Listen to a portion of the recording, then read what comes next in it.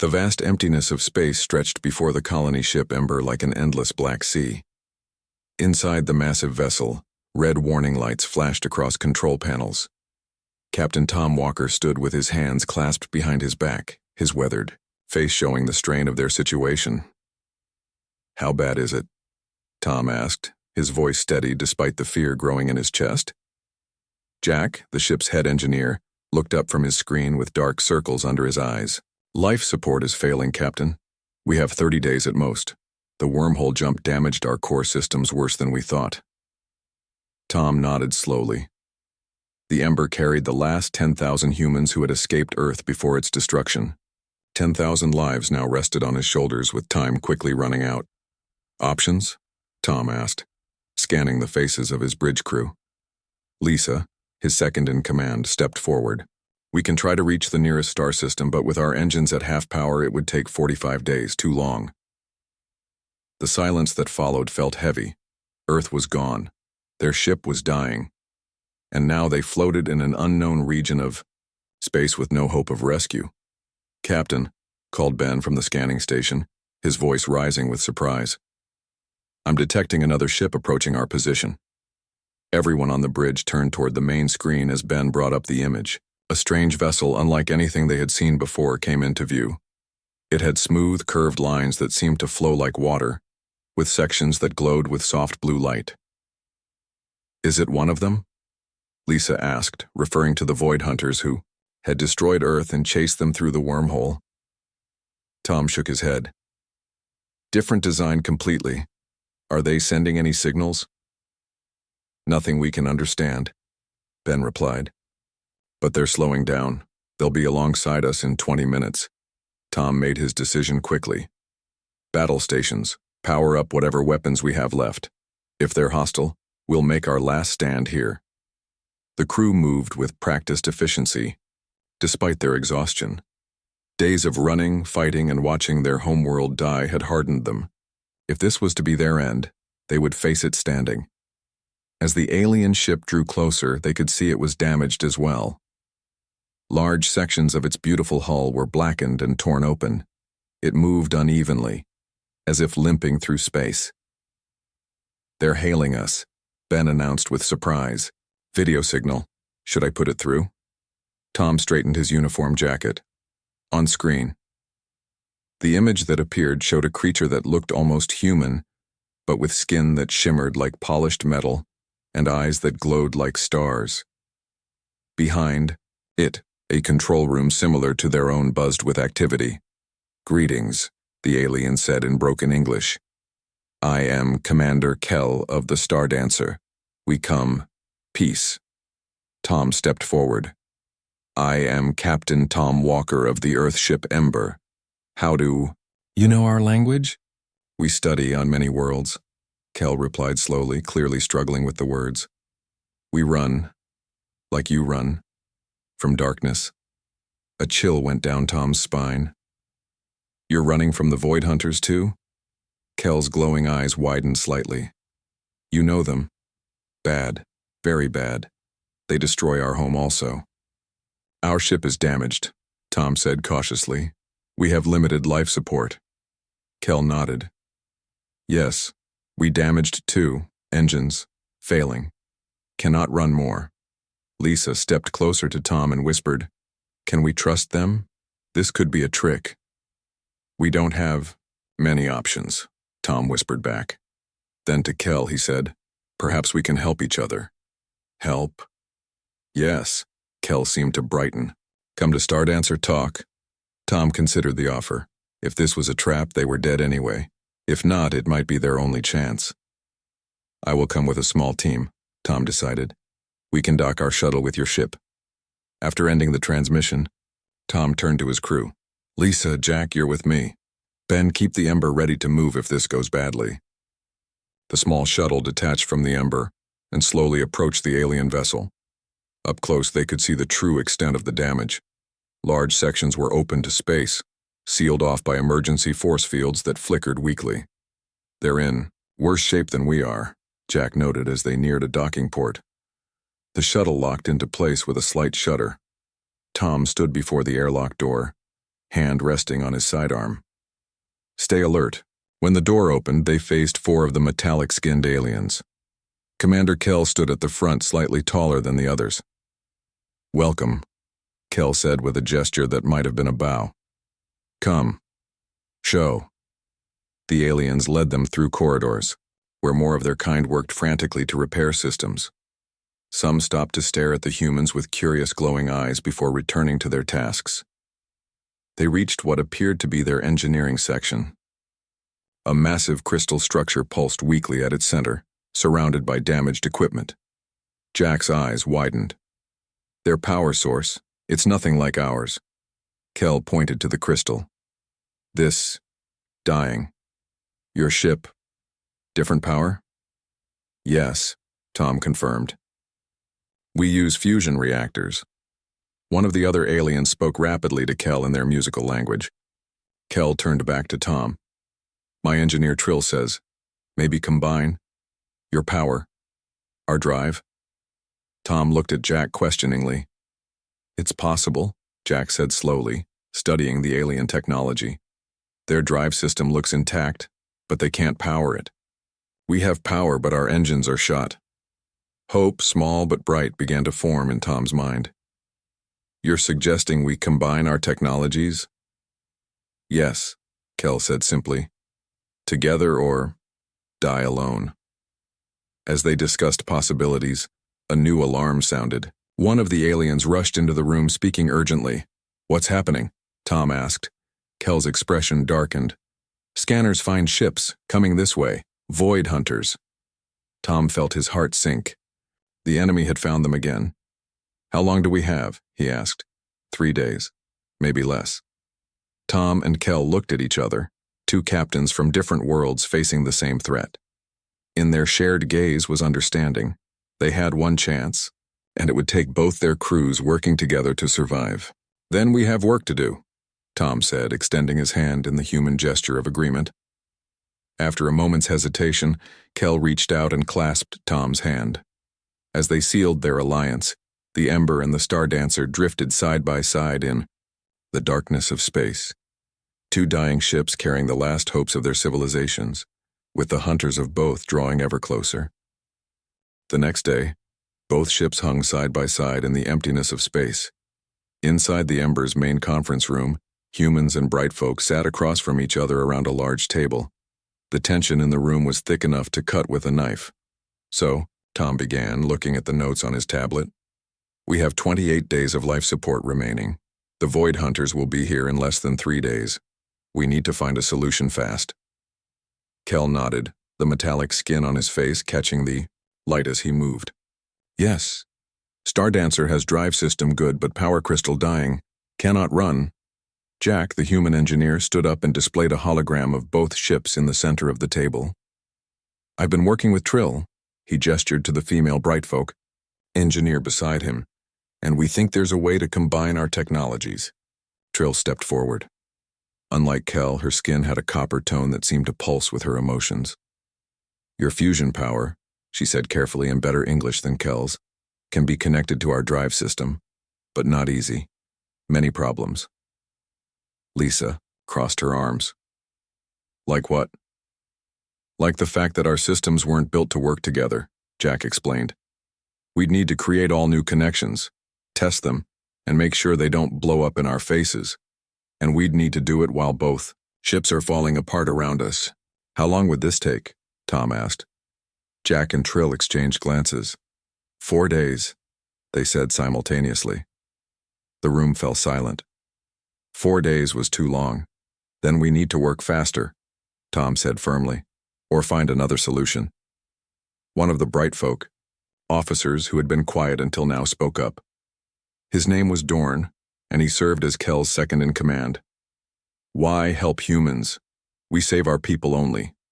Take your power systems." Several humans tensed, hands moving toward weapons.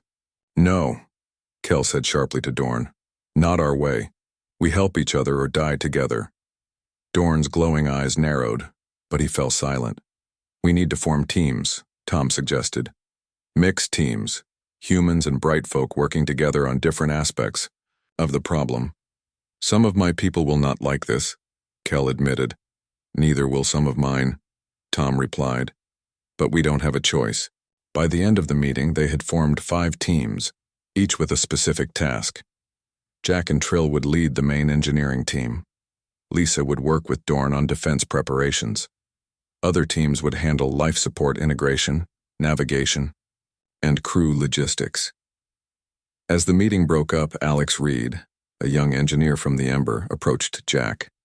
"Sir, I'd like to join your team." Jack looked surprised. "I thought you were working on the emergency systems." "I was," Alex said. "But I've been studying the Bright Folks' technology since they arrived. I think I can help." Jack considered this. "All right. Report to Docking Bay 3 in an hour. We'll be shuttling over to the Stardancer to begin work." Later, aboard the Stardancer, Alex stared in wonder at the alien technology surrounding him. The engineering section was unlike anything he had ever seen. Instead of the ordered, angular design of human ships, the Bright Folks' technology seemed almost organic, with flowing lines and components that seemed to grow into one another. Trill noticed his fascination. "First time seeing our tech?" she asked, coming to stand beside him. Alex nodded. "It's beautiful. How does it work?" Trill smiled, her metallic face shifting in ways that seemed almost human. "Our ships grow from special metals, not built like..." "Yours? Grow? Like plants?" "Yes, we shape them as they grow. Takes many years." Their conversation was interrupted as Jack called everyone together. "Listen up. We have less than 3 days before the Void Hunters arrive. We need to connect the Ember's fusion reactor to the Stardancer's drive system." As Jack outlined the plan, Alex noticed something odd about the Bright Folk engineers. They kept exchanging glances whenever certain systems were mentioned. When they broke into smaller work groups, Alex found himself partnered with Trill. They were assigned to modify the power transfer junction. "Is something wrong?" Alex asked as they worked. "Your people seemed concerned about some of Jack's plans." Trill hesitated before answering.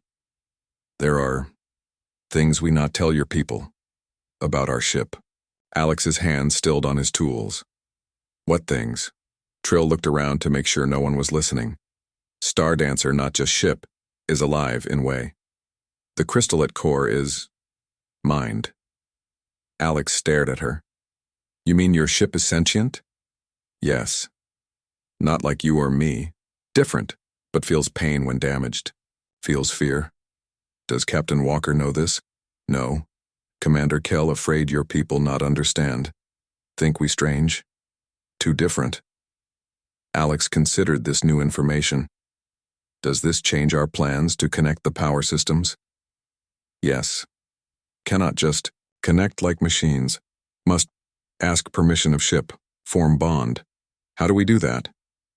Trill touched her hand to her chest. "With this, ship responds to our energy. Our soul, you might say." Alex was about to ask another question when alarms began blaring throughout both vessels. Jack rushed over. "They've found us. Long-range sensors just picked them up. The Void Hunters are coming faster than we thought." "How long?" Alex asked, feeling his heart race. 20 hours, maybe less." Trill's glowing eyes widened with fear.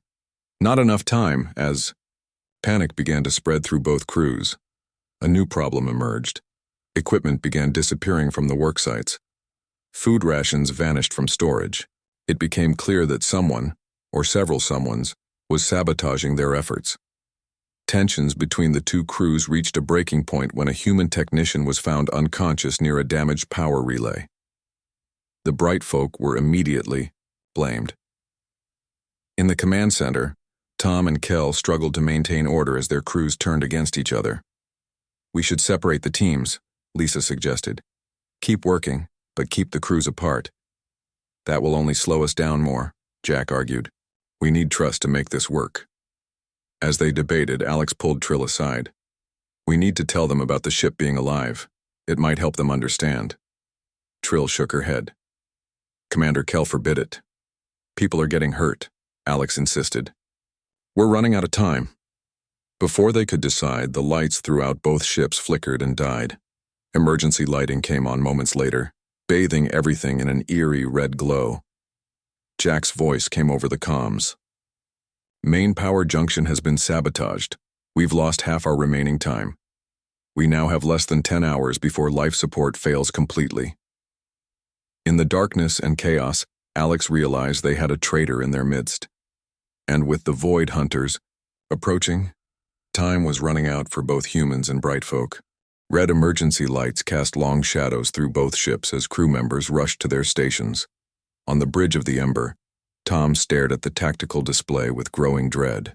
5 Void Hunter vessels approached their position, black shapes, against the stars that seemed to swallow light itself. "They'll be in weapons range in 8 hours, Lisa reported, her face grim in the dim light. "And that's if they maintain current speed." Tom nodded, his mind racing. "Status of the repairs?" "Jack reports they're making progress, but the sabotage set them back. Life support on both ships is failing faster than expected." The door to the bridge slid open, and Alex rushed in, followed by Trill. Both looked exhausted, with dark stains on their clothes from working in damaged sections of the ships. "Captain, we need to talk," Alex said urgently. "There's something you need to know about the Stardancer." Tom raised an eyebrow. "I'm a little busy right now, Alex." "Sir, the ship is alive. The crystal core isn't just a power source, it's sentient." The bridge fell silent as everyone turned to stare at Alex and Trill. "Is this true?" Tom asked, looking at Trill. The Brightfolk engineer nodded slowly. "Yes. Our ships are grown, not built. They have awareness, not like you or me, but they feel, they think." "And Kel didn't think this was worth mentioning?" Lisa asked sharply. "My commander feared you would not understand," Trill replied, "that you would think us too strange to trust." Tom ran a hand through his hair. "Well, that explains a few things. Like why our power linkage keeps failing." "The Stardancer is afraid," Trill explained. "It senses danger from your technology." "Great," Lisa muttered. "Now we have to convince a ship to let us save it." The communication panel chimed. "Captain Walker," Kel's voice came through. "Please come to Stardancer. We find something." When Tom, Lisa, Alex, and Trill arrived at the Stardancer's security center, they found Kel and Dorn standing over a human crew member who was being restrained by 2 Brightfolk security officers. "What's going on here?" Tom demanded. Kel's face was hard. "We catch him sabotaging power systems, he confess already. The man—" Tom recognized him as Mark, one of the newer additions to the Ember's crew, looked up with hatred in his eyes. "You're all going to die anyway," Mark spat. "The Hunters cannot be stopped. They are the future." A cold feeling settled in Tom's stomach. "You're working for them." "I was chosen," Mark said, a fanatic gleam in his eyes. "They found me on Earth before the end, showed me the truth. Humanity is weak. The Brightfolk are abominations. Only the Void will remain." Dorn stepped forward, his posture menacing. "We should space him." "No," Tom said firmly. "We're not executioners. Lock him up where he can't do any more damage." As Mark was led away, he called back over his shoulder. "It's too late. I've transmitted our location. They're coming faster now. They know about your plan." The group hurried back to the Embers bridge where Ben confirmed the worst news. "He's right. I've detected a transmission from our ship about 6 hours ago. The Void Hunters have changed course. They'll be here in less than 4 hours now." Jack joined them through the communication system. "We need at least 6 more hours to complete the integration. And that's assuming we can get the Stardancer to accept our power source." Tom looked around at the faces of his crew, then at Kel. "We need a new plan." For the next hour, they debated options. None seemed viable until Alex spoke up. "What if we don't try to save both ships?" he suggested. "Explain," Tom said. "The Stardancer's drive system is mostly intact. The Ember's power system is mostly intact. What if we evacuate everyone to one ship and abandon the other?" Jack frowned. "The Ember can't fit everyone, and the Stardancer's life support is failing faster than ours." "Then we take the best parts. From both," Alex continued. "Move the Ember's fusion reactor to the Stardancer. It would be faster than trying to link them remotely. Trill nodded excitedly. Yes, and if I help connect it directly to Stardancer, the ship might accept it more easily. The plan took shape quickly. They would transfer the Ember's fusion reactor to the Stardancer, along with as many vital systems and supplies as they could, move in the limited time. The remaining crew would evacuate to the Stardancer before the Void Hunters arrived. Work began immediately. Every able-bodied crew member joined the effort, carrying equipment and supplies between the ships. Jack and Trill led teams removing the fusion reactor from the Ember's core, a dangerous job made more difficult by the deteriorating conditions. In the midst of the evacuation, an unexpected explosion rocked the Ember. Fire and debris shot through, one of the main corridors trapping a team of workers. What happened? Tom demanded, helping a wounded crew member to safety. Secondary sabotage device, Jack reported from his position near the reactor. Mark must have planted it before he was caught. Casualties? 3 dead, 8 injured, and the main evacuation route is blocked. With less than 2 hours before the arrival of the Void Hunters, Tom made a difficult decision. He ordered the evacuation to continue through alternative routes while a skeleton crew remained on the Ember to complete the reactor transfer. On the Stardancer's bridge, Kel watched the tactical display with growing concern as the Void Hunter ships drew closer. "They coming too fast," he told Dorn. "We not finish in time." A new idea formed in Kel's mind, one he didn't share immediately. Instead, he ordered his crew to prepare the Stardancer's remaining weapon systems. Back on the Ember, Jack called Tom with devastating news. "Captain, the reactor is free, but the transport system is damaged. We can't move it to the Stardancer." Tom's heart sank. "Options?" "1," Jack replied grimly. "We can still power up the Ember and use it as a distraction while the Stardancer escapes with as many people as we've already evacuated." "A suicide mission," Tom said quietly. "Yes, sir. Someone would have to stay behind to pilot the Ember." Tom knew immediately what he had to do. "Evacuate the rest of the crew, Jack. I'll stay." "Captain, that's an order. Get everyone else to the Stardancer." As the last shuttle departed from the Ember, carrying Jack and the remaining engineers, Tom stood alone on the bridge. Through the viewport, he could see the Stardancer now carrying 8,000 humans alongside the Bright Folk survivors. Not everyone had made it, but most had. The communication panel lit up. It was Kel.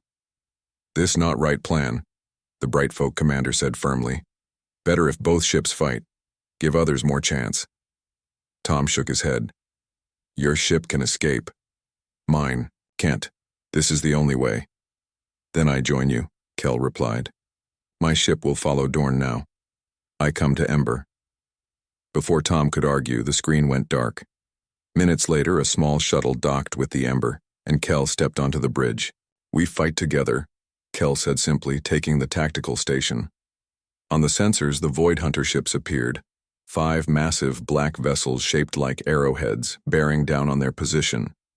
As the Stardancer powered up its newly connected systems and prepared to jump away, Tom and Kel guided the dying Ember toward the approaching enemy. The chase was over. The final stand had begun. The Ember shuddered as its engines pushed beyond their limits. On the bridge, Tom gripped the command chair while Kel stood at the tactical station, his metallic fingers dancing across the controls. "Weapon status?" Tom asked, watching the approaching Void Hunter vessels on the main screen. 2 missile banks operational, main cannon at 30% power, Kel reported. "Not enough to destroy them." Tom nodded grimly. "We don't need to destroy them. We just need to buy time." He opened a communication channel to the Stardancer. Dorn's face appeared on the screen, his glowing eyes narrowed with concern. "How long until the jump drive is ready?" Tom asked. "Engineer Trill says 20 minutes, Dorn replied. "Hume and Jack helping." "Tell them to hurry. We won't be able to hold the hunters off for long." As the communication ended, Tom turned to Kel. "Why? Did you stay? You could have escaped with your people." Kel's metallic face shifted into what might have been a smile. "My first duty to protect my crew. Like you.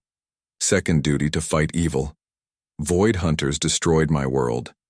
I see them do same to yours. Tom felt a newfound respect for the alien commander.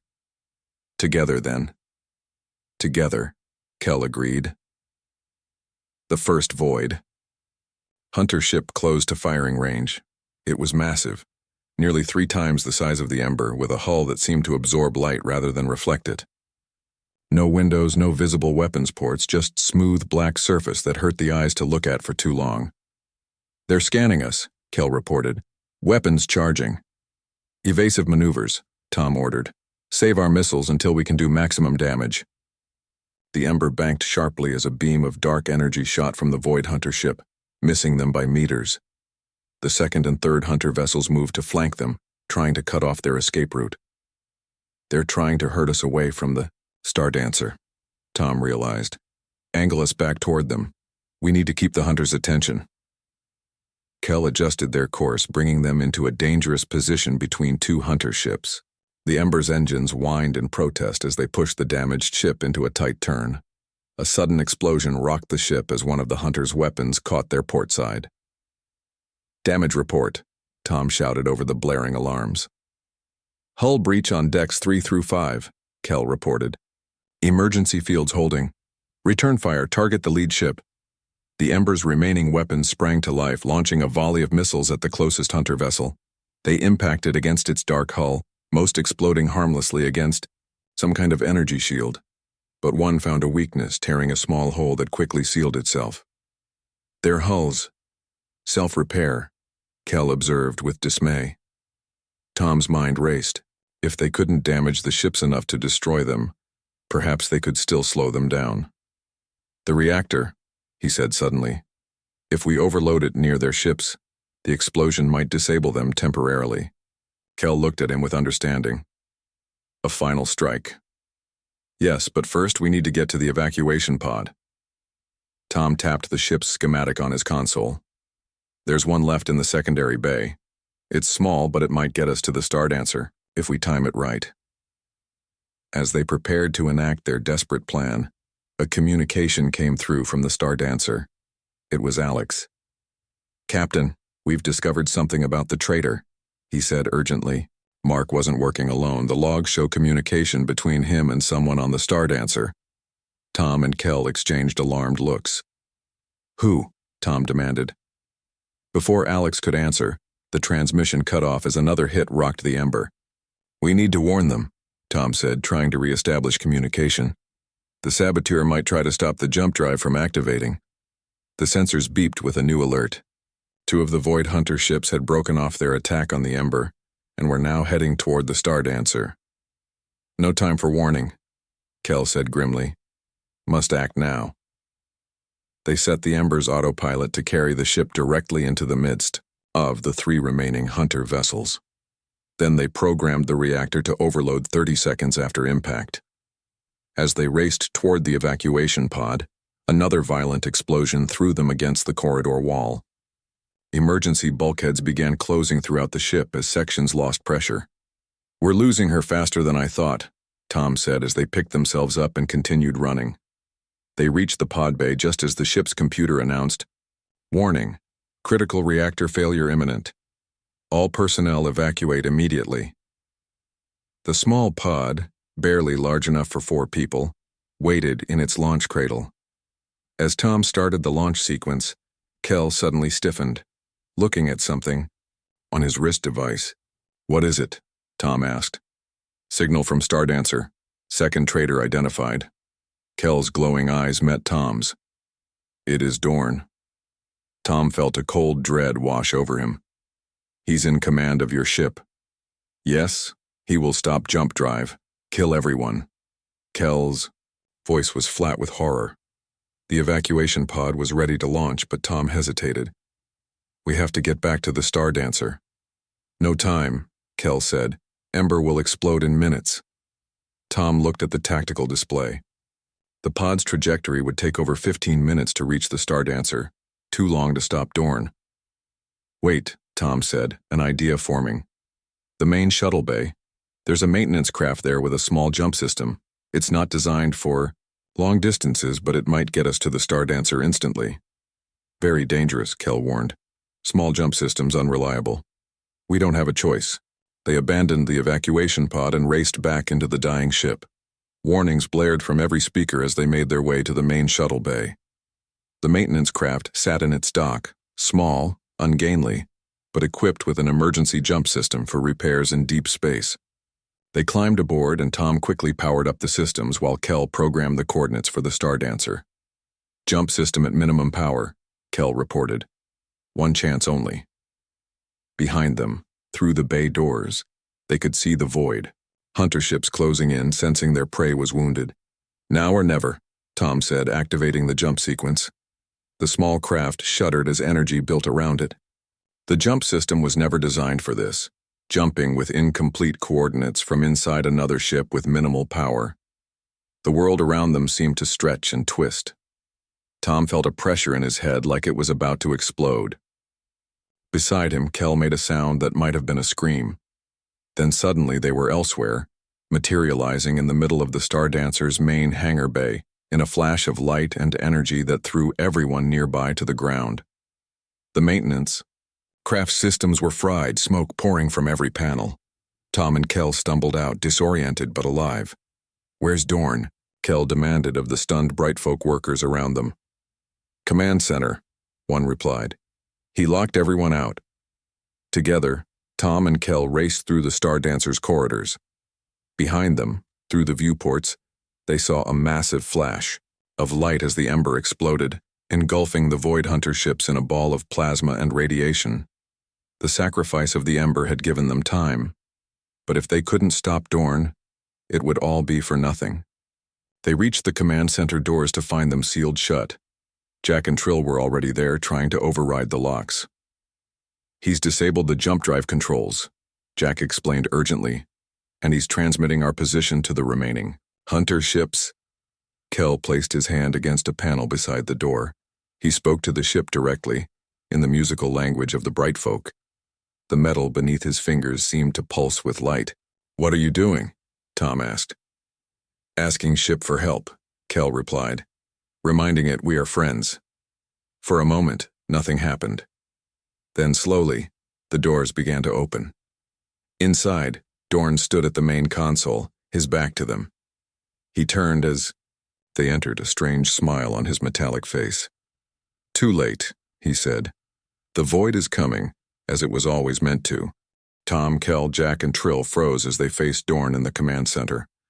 Behind him, the main screen showed the two remaining Void Hunter ships changing course, heading straight for the Stardancer. "Why?" Kel asked, his voice heavy with betrayal. "Why join them?" Dorn's metallic face twisted into a sneer. "You call it the Void, but they showed me the truth. They are not destroyers. They are transformers. They offer something greater than our weak existence." "They destroyed our worlds," Tom said, stepping forward cautiously. "Killed billions." "Necessary sacrifice," Dorn replied. "The weak must fall for the strong to rise." As he spoke, Dorn's skin began to change, darkening to the same light-absorbing black as the Void Hunter ships. The transformation spread across his body like a disease. "The Hunter ships that attacked the Ember were damaged in the explosion," Jack reported, checking a nearby console. "But the other two will be in firing range in 10 minutes. Kel moved forward, addressing his former friend. "Dorn, stop this. Remember who you are." "I remember clearly," Dorn said. "I remember watching our leaders beg for mercy as the void came. I remember how pathetic we looked. I chose to join the worthy instead of dying with the weak." While they kept Dorn distracted, Trill slipped along the wall toward the engineering controls. She needed to reactivate the jump drive before the Hunter ships arrived. Dorn noticed her movement too late. "Stop her," he shouted, but to whom, they didn't know. Tom lunged forward, tackling Dorn to the ground. They struggled as Kel rushed to help Tom. Jack joined Trill at the engineering console, working frantically to restore the jump systems. "The ship won't respond," Trill cried in frustration. "Dorn has locked us out completely," Kel called out from where he and Tom were restraining Dorn.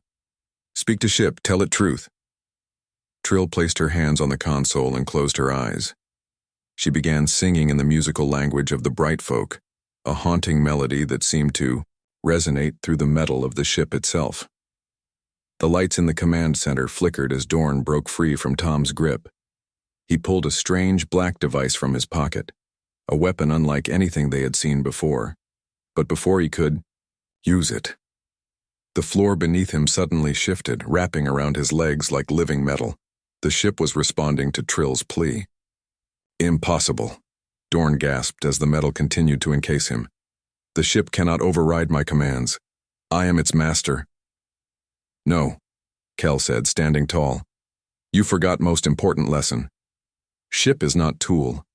Ship is friend." With Dorn contained, they turned their attention to the approaching hunter vessels. Jack and Trill worked to reactivate the jump drive while Tom and Kel prepared the ship's defenses.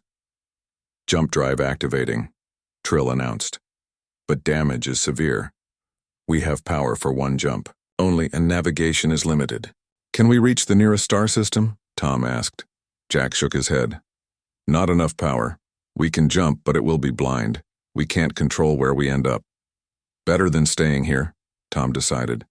"How long until we can jump?" 2 minutes, Trill replied. "But the hunter ships will be in weapons range in less than 1. Kel moved to the weapons station. "We fight until jump ready." The Stardancer trembled as its remaining weapons powered up. Against the mighty hunter vessels, they would barely make a dent, but they had to try. The first shots were exchanged. Dark energy beams from the hunter ships struck the Stardancer's shields, while the Stardancer's weapons fired back with everything they had. "Shields failing," Jack called out as another hit rocked the ship. 30 seconds to jump," Trill responded, her fingers flying across the controls. The main screen suddenly lit up with a new alert. A small object had been detected, moving away from where the ember had exploded. "What is that?" Tom asked, pointing to the reading. Jack zoomed in on the object. It's an escape pod." Tom's heart leaped. "From the ember? Someone survived?" "Jump in 10 seconds, Trill announced. Tom looked at the pod's trajectory, then at the approaching hunter ships. They couldn't leave survivors behind. "Can we tractor that pod in?" he asked urgently. Kel checked the systems. "Yes, but we'll delay jump." "Do it," Tom ordered without hesitation. The Stardancer's tractor beam activated, reaching out to the small pod just as another hit from the hunter ships took out their rear shields. Alarms blared as hull breaches were reported throughout the ship. "Pod secured in auxiliary bay," Kel reported. "Jump now possible. Jump," Tom and Kel commanded together. The stars around them stretched into lines of light as the jump drive activated. The command center filled with the sound of straining metal and overloading systems. For a terrible moment, it seemed the damaged drive might tear the ship apart. Then suddenly they were elsewhere. The hunter ships were gone. Outside the viewports, unfamiliar stars shone in patterns no one recognized. "Where are we?" Tom asked, looking at the navigation displays. "Unknown region," Trill replied. "Far from charted space." Jack checked the ship's systems. "The jump drive is completely burned out. We're not going anywhere else." Tom nodded grimly. "Let's check on that escape pod. Maybe some of our crew made it." They hurried to the auxiliary bay, leaving Dorn secured by the living metal of the ship. When they arrived, they found the pod's hatch already open. 3 figures stood beside it, 2 humans and a bright folk. Tom stopped in his tracks, hardly believing his eyes. "Ben? Lisa?" His second-in-command smiled wearily. "We managed to get to the last pod before the ember exploded. Thought we were goners until we saw the Stardancer." The bright folk beside them stepped forward. It was the engineer, who had worked with Trill on the power transfer. "We saw what Dorn was doing," he explained. "Tried to warn you." For the first time in days, Tom felt a spark of genuine hope. They had survived against impossible odds. The Void Hunters were far behind them, at least for now. Over the next few, weeks, the combined crews of humans and bright folk worked together to repair the Stardancer. Without the jump drive, they couldn't return to known space, but their sensors had detected a habitable planet in this new system. Standing on the observation deck with Kel, Tom watched as the green-blue world grew larger in the viewport. Tomorrow, The first survey teams would go down to explore what might become their new home. "It's beautiful," Kel said softly. "Like both our worlds once were." Tom nodded. "A second chance." "For both our peoples," Kel agreed. "Together." As they prepared for landing, word reached them from other ships.